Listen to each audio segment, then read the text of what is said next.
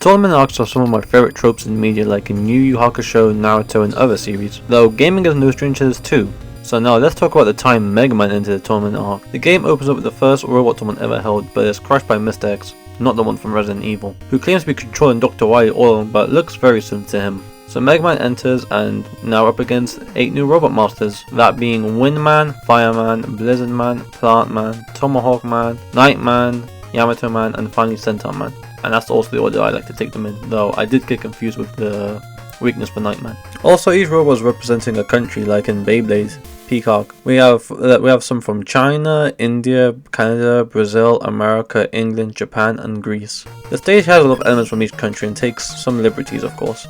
Like Tomahawk Man, who takes a lot of inspiration from the Wild West, Nightman of course having a castle and Yamato Man having this Japanese theme. Plantman takes some liberties as it's just a jungle and Blizzardman is just a nice stage.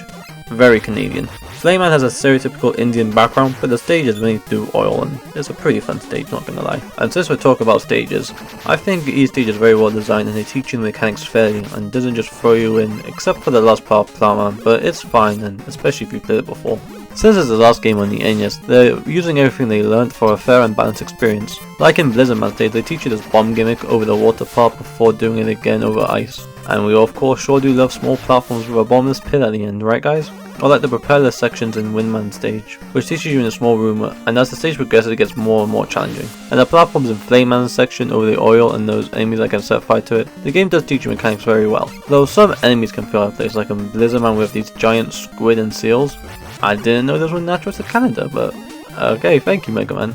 Like the snakes in Nightman stage, though it does make me think about the snakes in Resident Evil 4 when you break some boxes and Snake comes out. And Resident Evil reference even before the game came out, no wonder why Mega Man 6 is so peak. The game is probably one of my favourites out of the NES and the top 5 for sure. If I ever run out of ideas I'll resort to doing a tier list. But I really like this game and its mechanics. Like the new Rush power-ups. This time we don't have Rush Coil or Jet anymore, instead we have Rush Power and Rush Jet adapters. No Rush Jet, but just add an adapter. Rush Power lets you break anything with a crack and throws this really awkward punch to use, as the range isn't the best. Rush Jet lets you float for a while and shoot normally, but you can't charge it.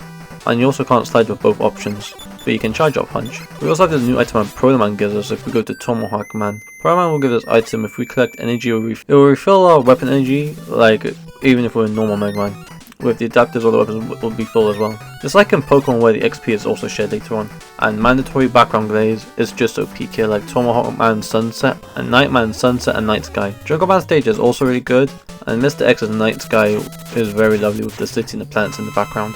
The bosses are also fair and balanced this time around. I like fighting Windman, he has a very fun pattern, and Nightman Bust only, because of course. You can also spam the weakness, but be careful, they can't really be cheesed as in some of our past games. But will also cheese you if you're not very careful, but they also feel very beatable even without the buster. All the bosses have a pattern and the weakness order still here, which I really like, and makes the game very replayable as you can experiment more instead of following a set order. After beating all 8 robots, we go to Mr. X, and his stages they're very decent. Mr. X1 has 2 pathways. The enemies here can be a little bit annoying, but we have options with our weapons to make it easier. Which is also what I really appreciate about these later stages. They make you use more of the boss weapons and think outside the box. The second and third ones aren't too interesting, though the platform at the end of the third level is pretty fun and easy with Rush Jet. But swapping between both is kind of annoying as you have to watch an animation in the menus as you're swapping between both, which kind of disturbs the flow of the game. We also face a metal and a tank.